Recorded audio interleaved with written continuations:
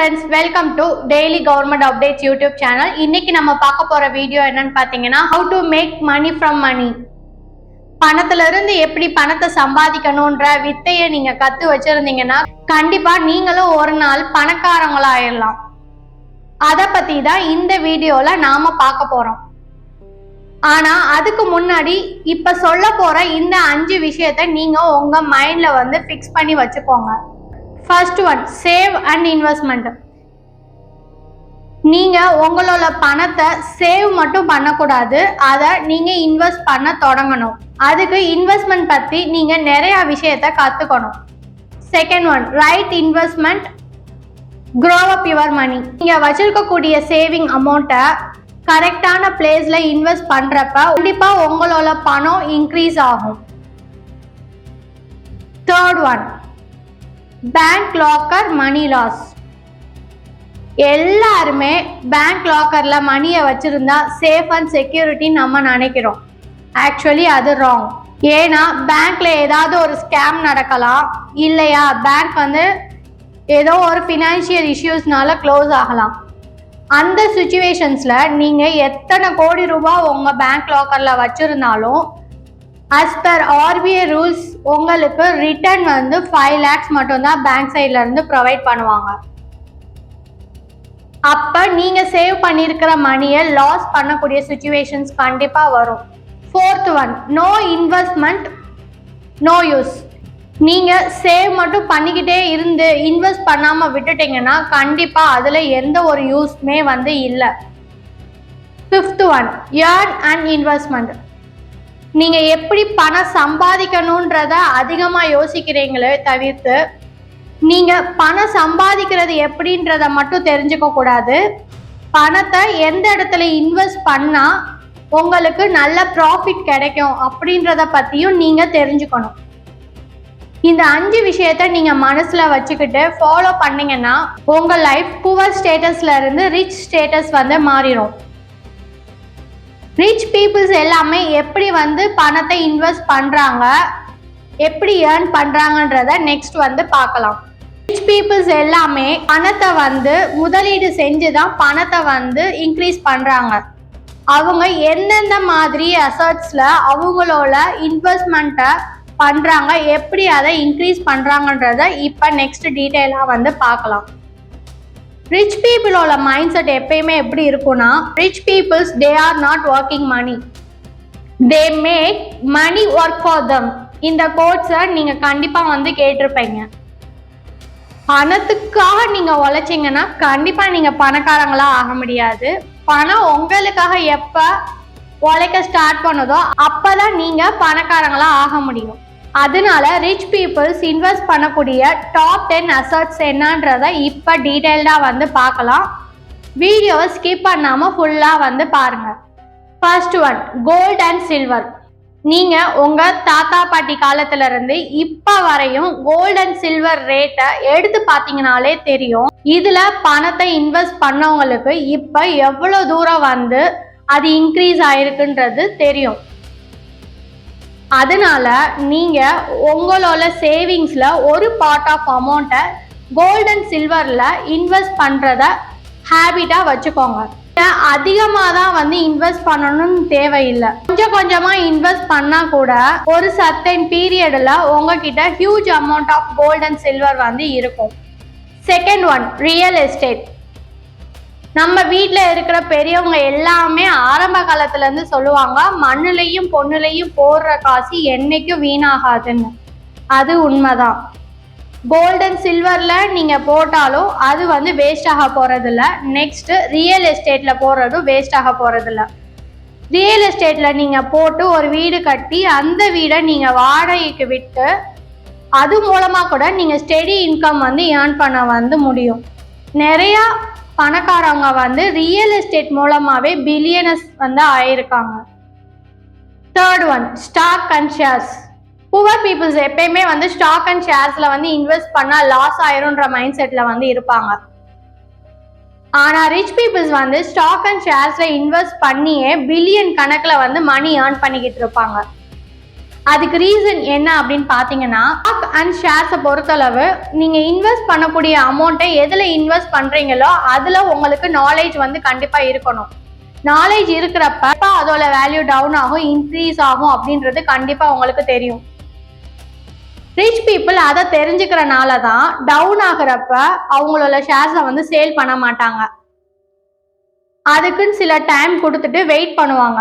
எப்போ வந்து அது இன்க்ரீஸ் ஆகுதோ அவங்க வச்சிருக்கிற ஷேர்ஸை வந்து சேல் பண்ணிடுவாங்க. ஆனால் புவர் பீப்புள்ஸ் என்ன பண்ணுவோம்னா, டவுன் ஆனோடனே பேனிக் ஆகி உடனே வந்து இருக்கிற ஷேர்ஸை வந்து சேல் பண்ணிடுவாங்க. இதுதான் ரீசன். 4th one, business. நீங்கள் என்னதான் ஒர்க் பண்ணிக்கிட்டு இருந்தாலும் அது மூலமாக வரக்கூடிய இன்கம், சேவிங்ஸ், இன்வெஸ்ட்மெண்ட் உங்களோட லைஃப்பில் நெக்ஸ்ட் லெவல் போக உங்களுக்கு அதிக சான்சஸ் வந்து கொடுக்காது. இதுவே நீங்கள் உங்களோட டேலண்ட்டை வச்சு ஒரு பிஸ்னஸ் ஸ்டார்ட் பண்ணுறீங்கன்னா அந்த பிஸ்னஸ் நல்லா க்ரோவ் அப் ஆக உங்களோட இன்கமும் வந்து இன்க்ரீஸ் ஆகும், உங்கள் சேவிங்ஸ் அதனால இம்ப்ரூவ் ஆகும். உங்களுக்கு கிடைக்கக்கூடிய சேவிங்ஸை மல்டிபிள் பிளேசஸில் இன்வெஸ்ட் பண்ணி உங்களோட மணியை வந்து க்ரோவ் அப் பண்ணலாம். ரிச் பீப்புள்ஸ் எல்லாருமே பார்த்துருப்பீங்க, ஒரு ஒர்க்கை மட்டும் பார்த்துட்டு இருக்க மாட்டாங்க, அவங்க மல்டிபிள் பிஸ்னஸ் ஒர்க்கை வந்து பார்க்குறாங்க. அதுக்கு ரீசன் வந்து இதுதான். மல்டிபிள் ஒர்க்கை பார்க்குறப்ப ஒன்ல லாஸ் ஆனாலும் இன்னொன்னுல இருந்து மணியை வந்து நம்ம ஈஸியாக வந்து கெயின் பண்ணிக்க வந்து முடியும்.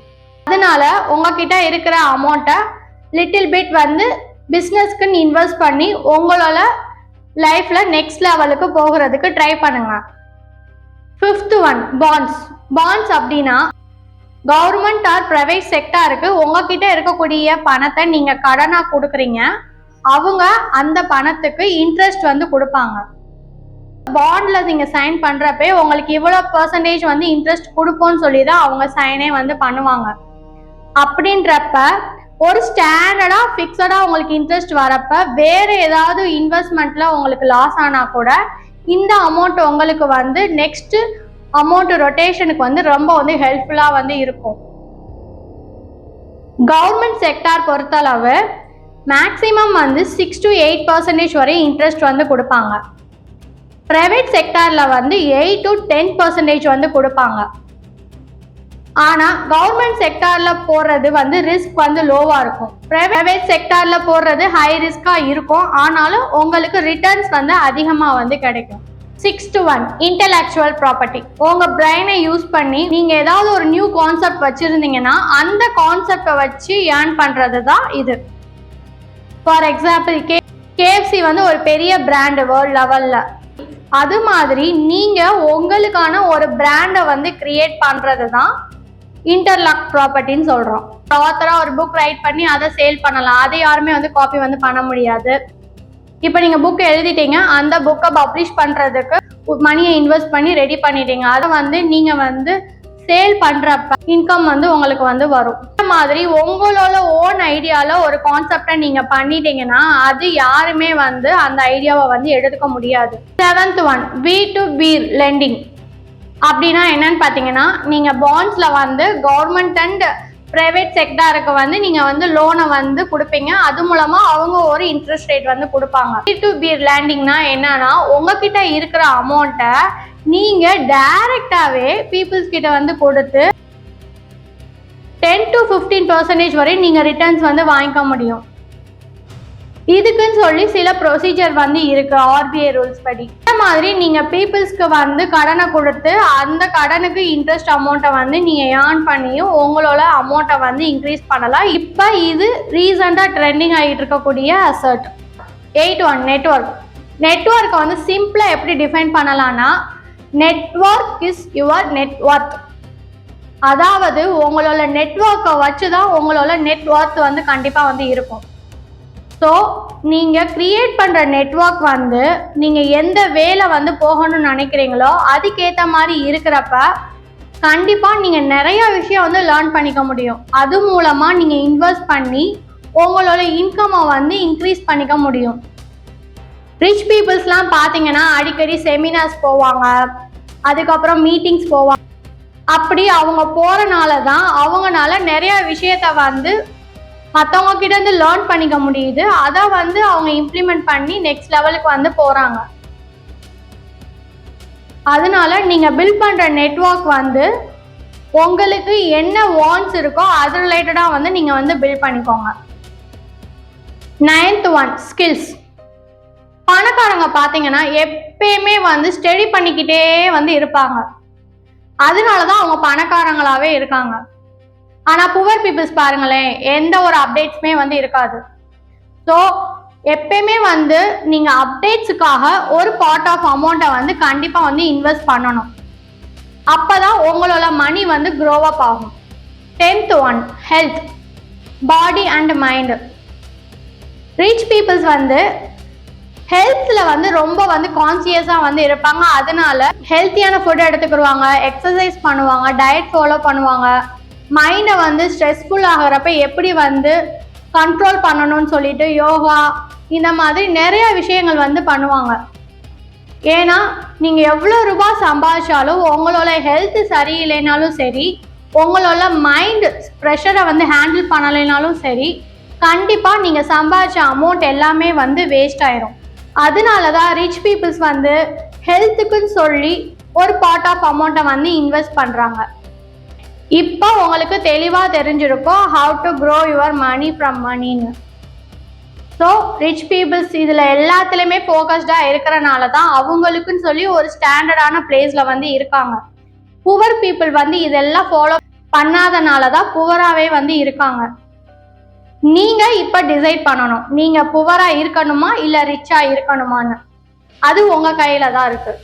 ஸோ இந்த வீடியோ உங்களுக்கு கண்டிப்பாக ஹெல்ப்ஃபுல்லாக வந்து இருந்திருக்கும். தேங்க்யூ.